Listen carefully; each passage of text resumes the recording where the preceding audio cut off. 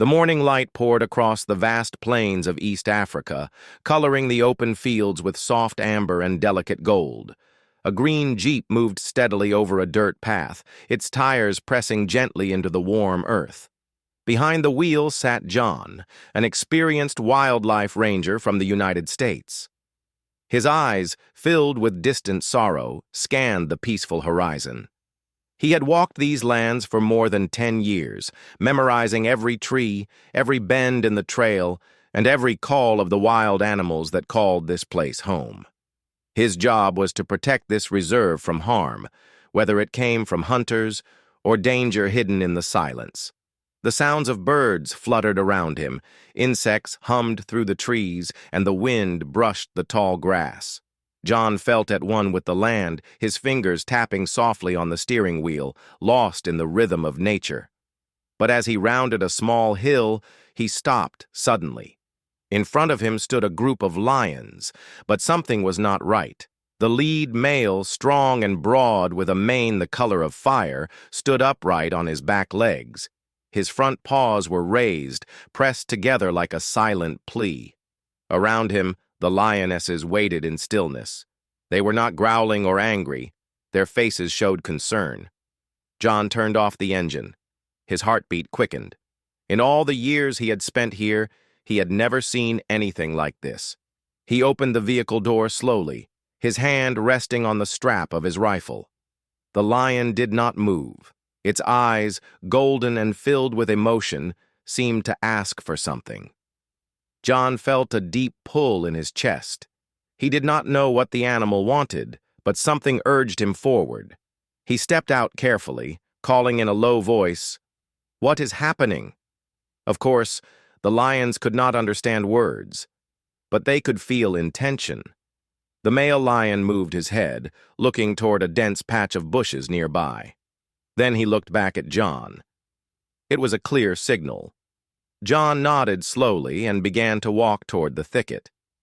The lionesses stayed behind, watching but not threatening. The male walked ahead, checking behind him again and again to make sure John was still following. As they reached the bush, a soft cry came from within. It was sharp, filled with pain. John moved the branches apart and found a young lion caught in a wire loop. The sharp metal had tightened around its leg, cutting deep into the flesh. The young lion was shivering, unable to move, tears of pain in its eyes. John froze for a moment. Then everything became clear.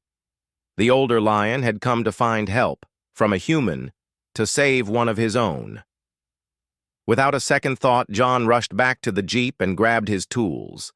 He returned to the injured lion and spoke gently, his voice like a calm wind. The other lions watched every motion, tense but still. John worked carefully, loosening the twisted wire from the bleeding leg. It took time, but he stayed focused. When the trap was removed, he cleaned the wound as best he could, wrapping it with a bandage from his kit. The young lion stood slowly, its leg shaking. It looked at John with wide, uncertain eyes, then limped toward the others. The adult lion stepped forward. It did not growl, it did not roar.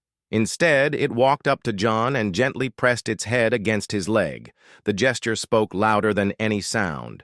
Gratitude, deep and pure. John remained still, overcome with emotion. That day changed something inside him. In the days that followed, as he continued to patrol the reserve, he carried that moment with him.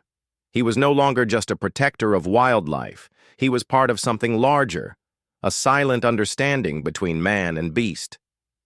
Many seasons passed. The rescued lion, once young and small, grew strong and fierce. Its mane darkened, becoming thick and proud. It became the leader of its pride, known throughout the land. One afternoon, John heard loud roars echoing through the air. They were not the usual calls of the lions he knew. These sounds were angry, fierce, filled with battle. He followed the noise and saw two prides locked in a fight. Dust swirled as lions clashed, claws flashing, teeth bared. The pride John had watched for years was being attacked by strangers. He saw the aging leader of the pride struggling against a larger rival. Just when it seemed the old lion would fall, a new roar split the air. A powerful figure charged in. It was the lion John had saved long ago. The young lion, now fully grown, tore into the fight with unmatched strength. He glanced briefly at John, his amber eyes full of fire. Then he threw himself at the attacker, pushing the enemy back. With his help, the pride began to win. The outsiders retreated, broken and defeated. But one enemy, desperate and wounded, turned away from the fight and rushed toward John's vehicle. There was no time. John braced himself, knowing he could not escape. But before the lion reached him, the familiar roar returned. The same lion John had once saved leapt between them, colliding with the attacker in a storm of fury. The battle was short but brutal. Dust flew, roars echoed, and in the end, the lion John had saved stood tall. His enemy lay silent on the ground. The savior turned and walked toward John.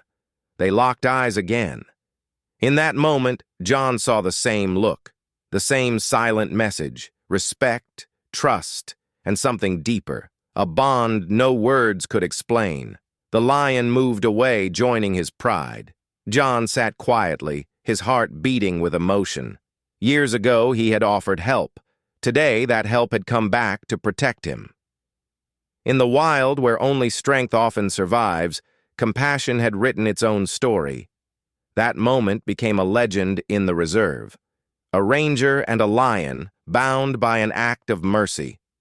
A tale of loyalty that crossed the line between human and animal. John knew that from then on, he was not alone on his patrols. Somewhere out there, a lion watched over him, not as a beast, but as a friend.